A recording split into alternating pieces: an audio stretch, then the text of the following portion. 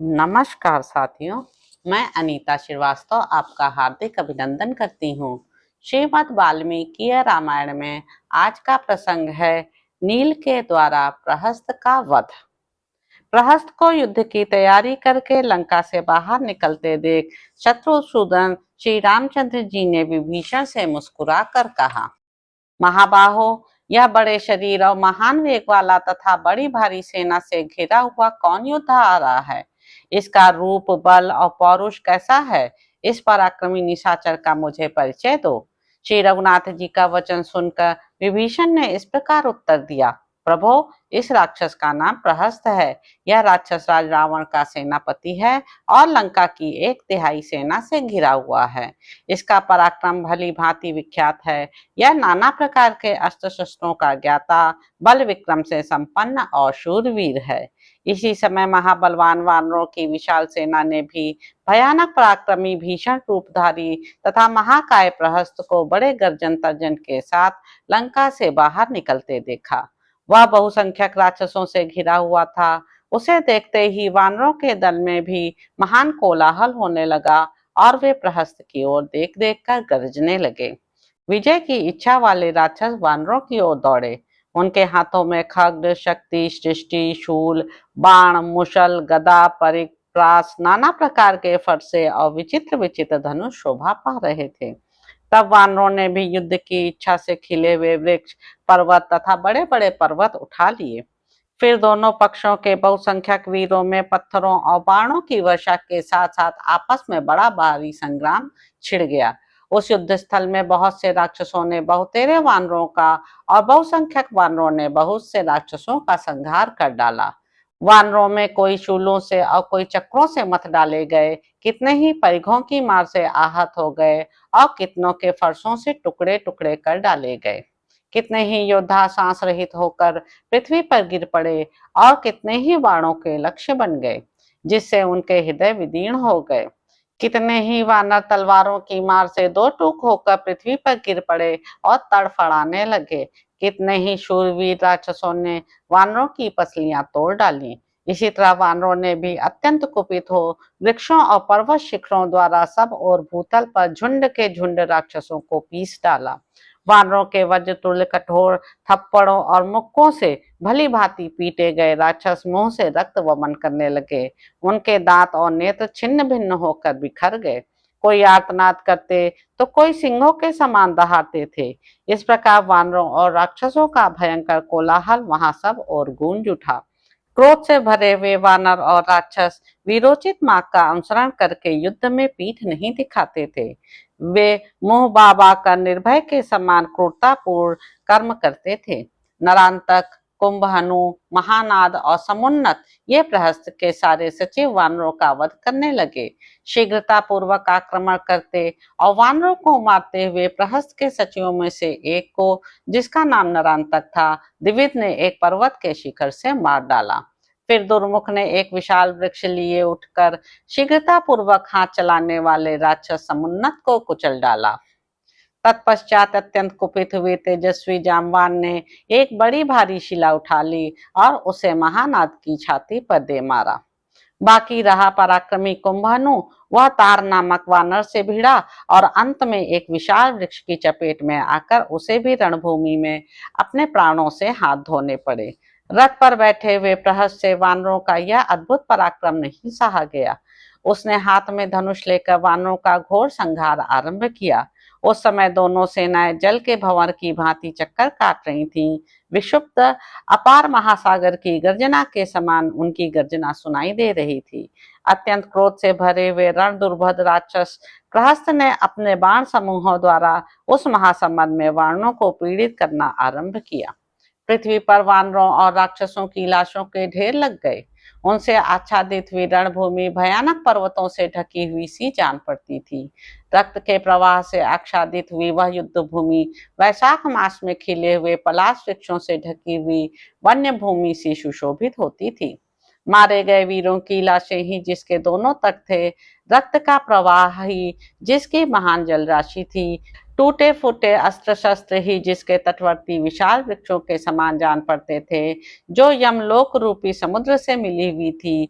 सैनिकों के यकृत और प्लीहा जिसके महान पंख थे, निकली हुई आंतें जहां सेवार का काम देती थीं, कटे हुए सिर और धड़ जहां मत्स्य से प्रतीत होते थे, शरीर के छोटे छोटे अवयव एवं केश जिसमें घास का भ्रम उत्पन्न करते थे, जहां गीध ही हंस बनकर बैठे थे, कंक रूपी सारस जिसका सेवन करते थे, मेदे ही फेन बनकर जहां सब ओर फैले थे, पीड़ितों की कराह जिसकी कल कल ध्वनि थी और कायरों के लिए जिसे पार पाना अत्यंत कठिन था, उस युद्ध भूमि रूपणी नदी को प्रवाहित करके राक्षस और श्रेष्ठ वानर वर्षा के अंत में हंसों और सारसों से सेवित सरिता की भांति उस दुस्तर नदी को उसी तरह पार कर रहे थे, जैसे गज युद्धपति कमलों के पराग से आच्छादित किसी पुष्करणी को पार करते हैं।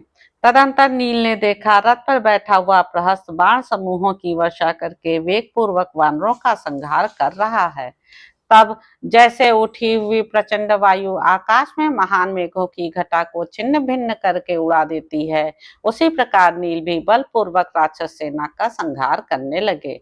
इससे उस युद्ध स्थल में राक्षसी सेना भाग खड़ी हुई। सेनापति प्रहस्त ने जब अपनी सेना की ऐसी दुरवस्था देखी, तब उसने सूर्य तुल्य तेजस्वी रथ के द्वारा नील पर ही धावा किया। धनुषधारियों में श्रेष्ठ और निशाचरों की सेना के नायक प्रहस्त ने उस महासवन में अपने धनुष को खींचकर नील पर बाणों की वर्षा आरंभ कर दी। रोष में भरे हुए सर्पों के समान वे महान वेगशाली बाण नील तक पहुंचकर उन्हें विदीर्ण करके बड़ी सावधानी के साथ धरती में समा गए। प्रहस्त के पहने बाण प्रज्वलित अग्नि के समान जान पड़ते थे। उनकी चोट से नील बहुत घायल हो गए। इस तरह परम दुर्जय राक्षस प्रहस्त को अपने ऊपर आक्रमण करते देख बल विक्रमशाली महाकपि नील ने एक पेड़ उखाड़कर उसी के द्वारा उस पर आघात किया। नील की चोट खाकर कुपित हुआ राक्षस शिरोमणि प्रहस्त बड़े जोर से गर्जता हुआ उन वानर सेनापति पर बाणों की वर्षा करने लगा। उस दुरात्मा राक्षस के बाण समूहों का निवारण करने में समर्थ न हो सकने पर नील आंख बंद करके उन सब बाणों को अपने अंगों पर ही ग्रहण करने लगे। जैसे सांड सहसा आई हुई शरद ऋतु की वर्षा को चुपचाप अपने शरीर पर ही सह लेता है, उसी प्रकार प्रहस्त की उस दुसह बाण वर्षा को नील चुपचाप नेत्र बंद करके सहन करते रहे। प्रहस्त की बाण वर्षा से कुपित हो महाबली महाकपि नील ने एक विशाल साल वृक्ष के द्वारा उसके घोड़ों को मार डाला। तत्पश्चात क्रोध से भरे हुए नील ने उस दुरात्मा के धनुष को भी वेग पूर्वक तोड़ दिया और बारंबार वे गर्जना करने लगे। नील के द्वारा धनुष रहित किया गया सेनापति प्रहस्त एक भयानक मुसल हाथ में लेकर अपने रथ से कूदा। वे दोनों वीर अपनी अपनी सेना के प्रधान थे। दोनों ही एक दूसरे के वैरी और वेगशाली थे। वे मद की धारा बहाने वाले दो गजराजों के समान खून से नहा उठे थे। दोनों ही अपनी तीखी दाढ़ों से काट काट कर एक दूसरे के अंगों को घायल किए देते थे। वे दोनों सिंह और बाघ के समान शक्तिशाली और उन्हीं के समान विजय के लिए सचेष्ट थे।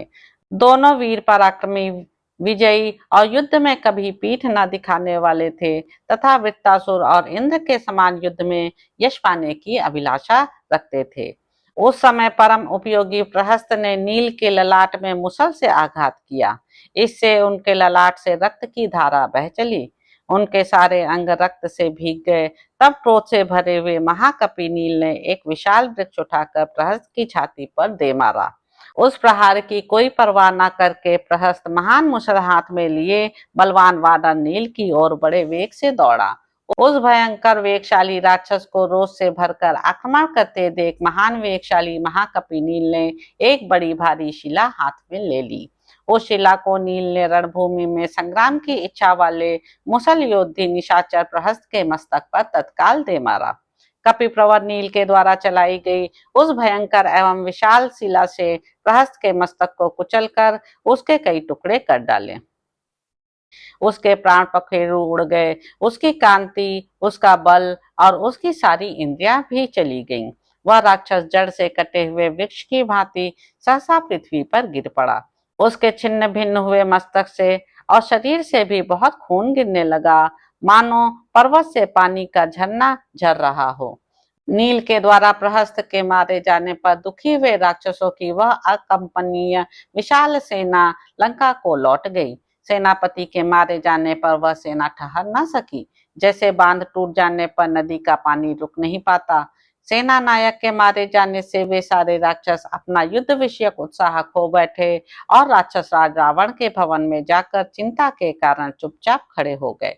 तीव्र शोक समुद्र में डूब जाने के कारण वे सबके सब अचेत से हो गए थे। तदंतर विजयी सेनापति महाबली नील अपने इस महान कर्म के कारण प्रशंसित होते हुए श्री राम और लक्ष्मण से आकर मिले और बड़े हर्ष का अनुभव करने लगे। तो इस प्रकार साथियों, युद्ध कांड में निहित 58वां सर्ग यहाँ पर समाप्त होता है। इसके अगले अंक में आप जानेंगे कि प्रहस्त के मारे जाने से दुखी हुए रावण का स्वयं ही युद्ध के लिए पधारना, उसके साथ आए हुए मुख्य वीरों का परिचय, रावण की मार से सुग्रीव का अचेत होना, लक्ष्मण का युद्ध में आना, हनुमान और रावण में थप्पड़ों की मार, रावण द्वारा नील का मूर्छित होना, लक्ष्मण का शक्ति के आघात से मूर्छित एवं सचेत होना तथा श्री राम से परास्त होकर रावण का लंका में घुस जाना। तो अब आपसे अगले अंक में मुलाकात होगी। मेरे YouTube चैनल संवाद विद अनीता को लाइक करें, शेयर करें, सब्सक्राइब करें। धन्यवाद साथियों।